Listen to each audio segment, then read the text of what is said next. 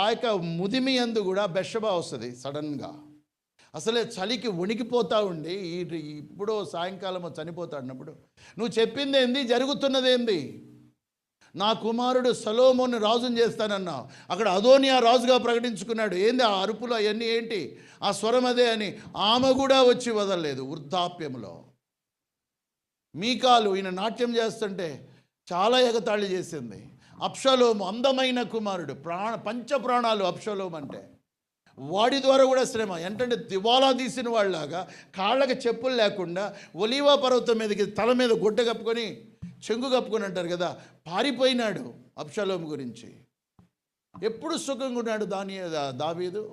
But still these are the extraordinary figures in the Bible.